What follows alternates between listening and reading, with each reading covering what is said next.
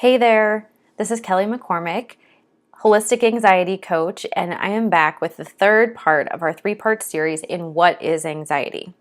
So we've talked about the definition of anxiety. We've talked about the fight or flight stress response, that physiological reaction that our bodies go through when we feel the emotion of anxiety. In part two, we talked about what anxiety is to you. What are your specific triggers, like certain situations, certain people, certain places, certain experiences? These are worth getting to know so that you aren't surprised by anxiety, so that you know what brings anxiety up for you. So if you haven't listened to part one and part two of this series, go back to those, get a good understanding of the definition of anxiety, and then bring out a piece of paper and write down the triggers for you so that you've got a list of these things that we're going to take into this part. Here we're going to talk about anxiety and whether it's a true emotion or a cover emotion. So I'm going to go ahead and just spill the beans now and let you know that I believe that it's both. There is a time and a place that anxiety as an emotion, as a true emotion, is certainly appropriate, right? Our ancestors, think about the cavemen and how we evolved into the emotion and the physiological reaction of anxiety in the first place.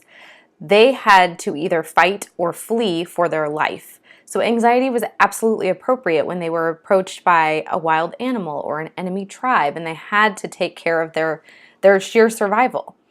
Nowadays, we tend to experience anxiety in things like PTA meetings or on an airplane when we're flying for vacation. Things that, yeah, that situation may trigger something in us, but the true fight or flight response, that true, like you've got to fight or flee for your life, is probably not perfectly aligned with the situation at hand. So I want to experiment and just kind of talk a little bit about anxiety as a cover emotion and where anxiety comes up then when we're in these situations that don't require us to fight or flee for our lives. So let's talk about all the other things that we experience, all the other emotions that we go through on a day-to-day basis.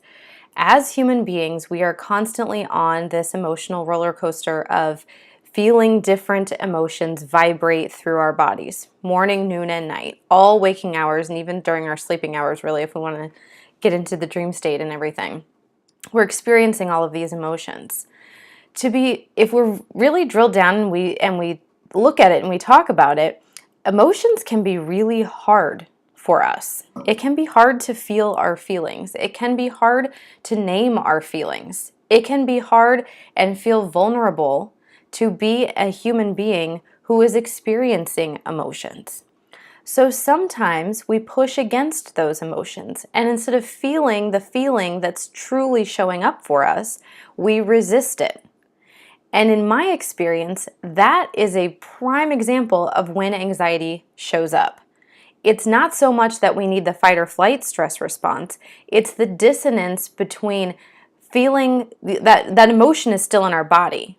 That vibration that is going through our body is still present, but we are pushing against it. So think of, you know how when there's like a pond of any body of water and you throw a pebble into it and how the waves ripple out from that pebble.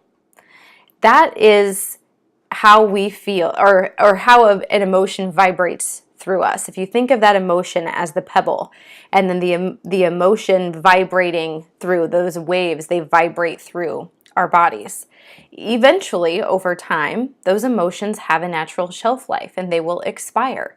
Just like in the pond, that pebble gets thrown in and the waves start rippling out from there. They don't ripple forever.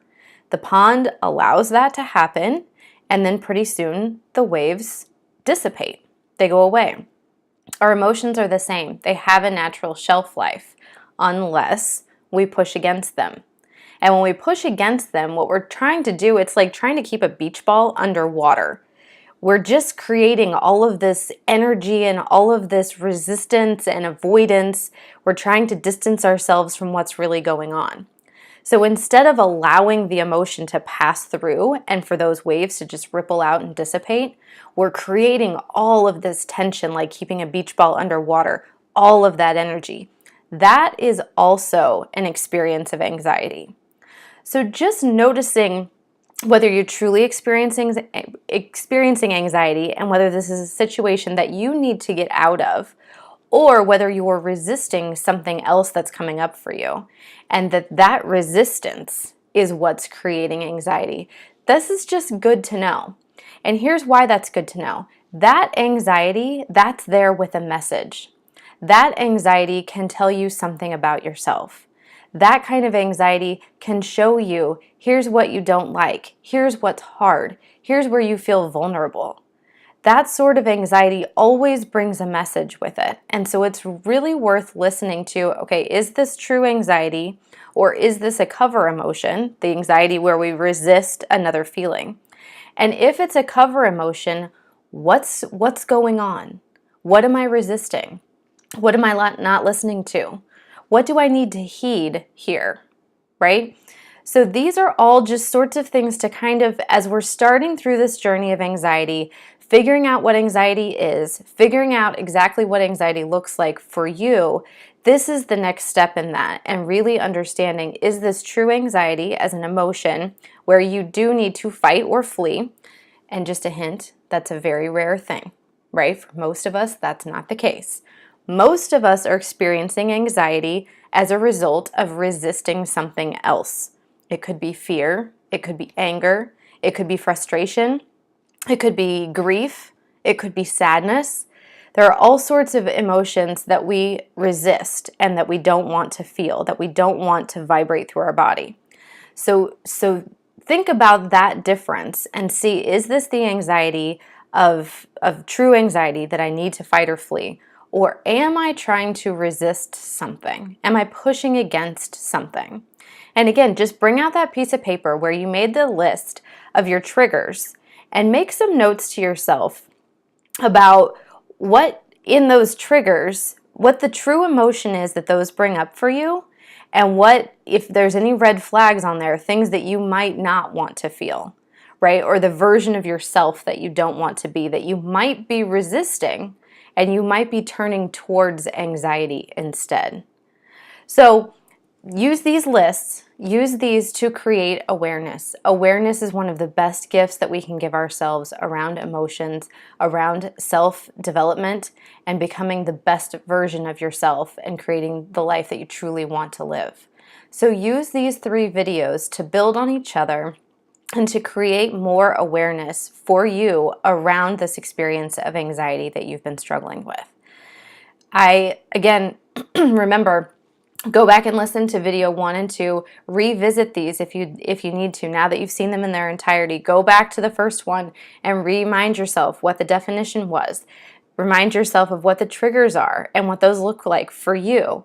And then look at this, whether this is true anxiety or whether this is a cover emotion and you're resisting something else. I hope these have been helpful for you. Go on over to my website, kellyhanlonmccormick.com. There's a free ebook waiting for you that will get you further into this experience of taming and transforming your anxiety. I will see you there. Thank you.